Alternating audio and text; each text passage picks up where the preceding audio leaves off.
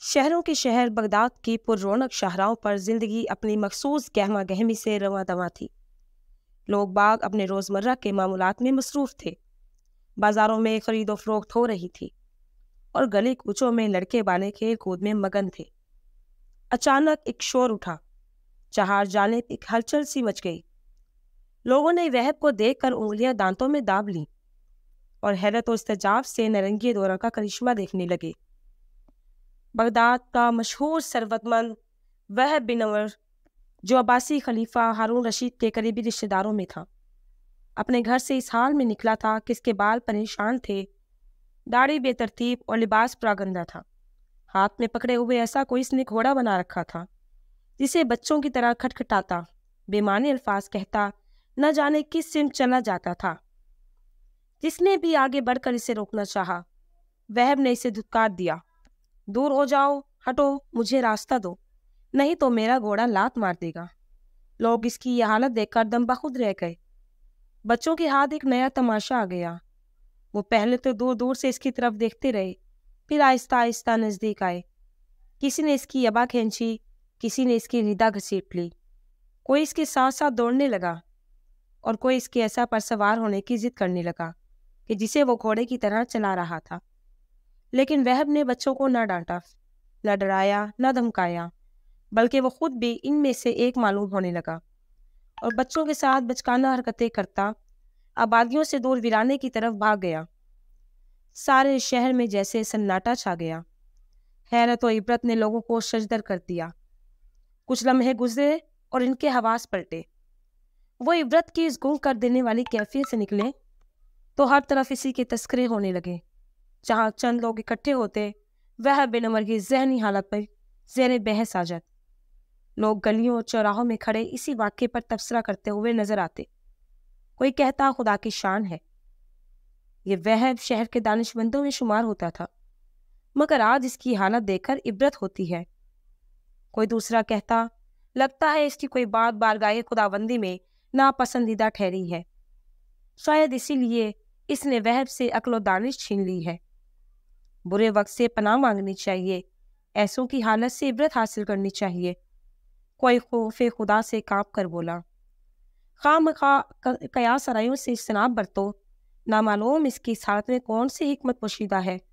ایک مرد بزرگ نے گہرا سانس لے کر کہا اور ایک جانب چل دیا۔ اس کا لہجہ معنی خیز تھا اور اس کے لفظوں میں اسرار بول رہا تھا۔ اس کے برابر کھڑا ہوا ایک شخص بڑے غیر محسوس انداز میں مجمع سے علیحدہ ہوا اور اس کے پیچھے پیچھے چل پڑا۔ کچھ دور تک دونوں اسی طرح چلتے رہے، پھر پہلے شخص نے اپنے عقب میں قدموں کی چاپ سے کسی اور کی موجودگی کا اندازہ لگایا اور غیر ارادی طور پر پیچھے مڑ کر دیکھا۔ دوسرے شخص نے اپنے قدموں کو تیز کیا اور اس کے برابر آ گیا۔ اس نے کھنکار کر گلا صاف کیا اور محتاط لہجے میں بولا، اے مرد بزرگ، میں نے آپ کی باتوں میں اسرار کو بولتے سنا ہے۔ ایسا لگتا ہے جیسے وہب کی دیوانگی میں جو حکمت پوشیدہ ہے آپ اس سے واقف ہیں۔ آپ مجھے خدا رسیدہ معلوم ہوتے ہیں۔ میں آپ جیسے لوگوں کی گفتگو میں اپنے لیے ہدایت و رہنمائی تلاش کرتا ہوں۔ کیا ایسا ممکن ہے کہ آپ مجھے وہب کی حالت کی کچھ خبر دے دیں؟ اس مرد بزرگ نے ایک تیز نگاہ اس پر ڈالی اور بے نیازی سے کہا، کیا بندہ خدا تو کسی عظیم غلط فہمی کا شکار معلوم ہوتا ہے۔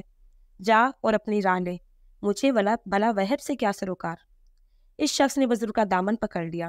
باخدا میں کسی غلط فہمی کا شکار نہیں ہوں، میں نے عالموں اور ورگزیدہ لوگوں کی صحبت میں وقت گزارا ہے۔ آپ جیسے لوگ تو حکمت و دانش کے سرچشمے ہیں۔ اگر آپ اس لیے مجھ سے کلام نہیں کرنا چاہتے کہ حالات زمانہ دگردوں و خلیفہ ہارون کے جاسوسوں اور عام لوگوں میں تمیز کرنا مشکل ہو گیا ہے، تو میں خدا کی قسم کھا کر آپ کو یقین دلاتا ہوں کہ آپ جو کچھ بھی فرمائیں گے وہ میرے پاس امانت کی طرح محفوظ رہے گا۔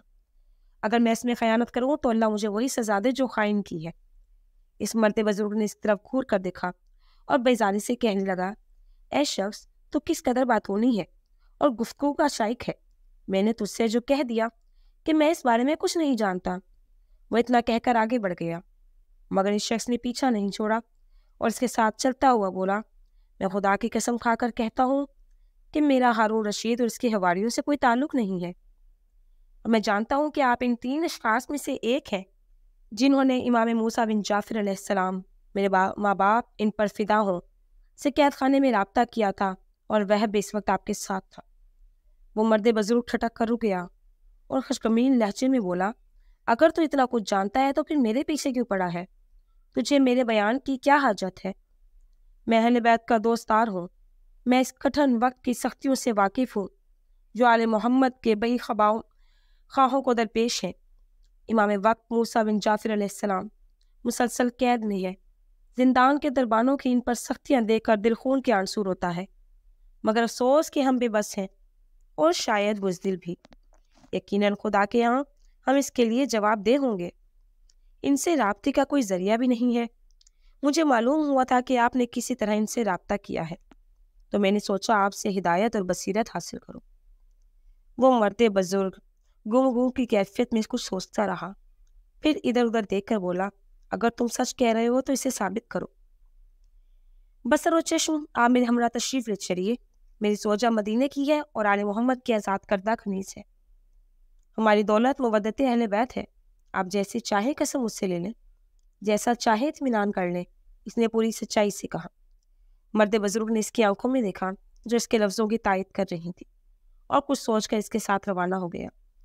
اس کے گھر پہنچ کر جب اس نے اچھی طرح سے اطمینان کر لیا کہ اس کی گفتگو غیر محفوظ نہیں ہوگی، تو بولا، سنے بندے خدا، تو حالات زمانہ کو جانتا ہے اور تجھ سے یہ بھی پوشیدہ نہیں کہ لوگوں کی ہمدردیاں عباسیوں کو اس لیے حاصل ہوئی تھی کہ انہوں نے آل محمد کی حمایت اور اعانت کا نعرہ لگایا تھا، ان کا حق ان تک پہنچانے کا وعدہ کیا تھا، مگر افسوس کہ انہوں نے نہ صرف آل محمد کا حق نہیں پہچانا بلکہ لوگوں کی ان کے ساتھ عقیدت اور محبت دیکھ کر انہیں اپنی سلطنت کے لیے خطرہ تصور کرنے لگے۔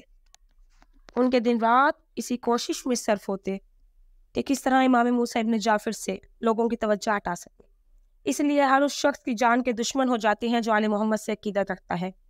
ہمیں یہ اطلاعات برابر مل رہی تھی کہ ہم محبت آل محمد کے جرم میں عنقریب ہارون کے زیر عتاب آنے والے ہیں۔ اسی لیے ہم نے باہم مشورہ کیا، لیکن کچھ سمجھ نہیں آیا۔ بالآخر یہی فیصلہ کیا کہ امام موسیٰ بن جعفر علیہ السلام سے رہنمائی حاصل کی جائے۔ ان کی قید کے احوال سے تو تم واقف ہو کہ ان کے دربان چن چن کر شقی القلب اور دشمن اہل بیت رکھے جاتے ہیں۔ ان سے ملنے پر سخت پابندی ہے، لیکن کسی نہ کسی طرح ہم نے اپنا مسئلہ ان کی خدمت میں پہنچا ہی دیا۔ اگلے روز صبح صادق کے وقت زندان سے مٹی کی ایک ٹھیکری گری۔ ہم پہلی استاق میں تھے۔ ہم نے بڑی رازداری سے وہ ٹھیکری اٹھا لی۔ میں قربان جاؤں اپنے امام پر، اس کا لہجہ گلوگیر ہو گیا اور وہ رک کر آنسو پہنچنے لگا۔ دوسرے شخص کی آنکھوں سے بھی آنسو گرنے لگے۔ اس مرد بزرگ نے سردار بھری، امام پر قید خانے میں اس قدر سختی ہے کہ انہوں نے مٹی کی اس ٹھیکری پر حروف تہجی میں سے صرف ایک حرف لکھا تھا۔ وہ کیا؟ اس شخص نے بےتاب ہو کر سوال کیا۔ اس ٹھیکری پر حرف جیم لکھا ہوا تھا۔ فرزند رسول کے عطا کردہ اس ایک حرف نے ہم پر حکمت کے دروازے کھول دیے۔ ہمیں اپنی مشکل کا حل از خود مل گیا جو ہمارے حالات کے ساتھ میل کھاتا تھا۔ ہمارا تیسرا ساتھی، جس کا نام ظاہر کرنا ضروری نہیں، اس نے جیم سے جلا ودنی مراد لیا، وہ آج رات یہ شہر چھوڑ دے گا۔ میرے وجدان میں جیم سے جبل کا انکشاف ہوا ہے۔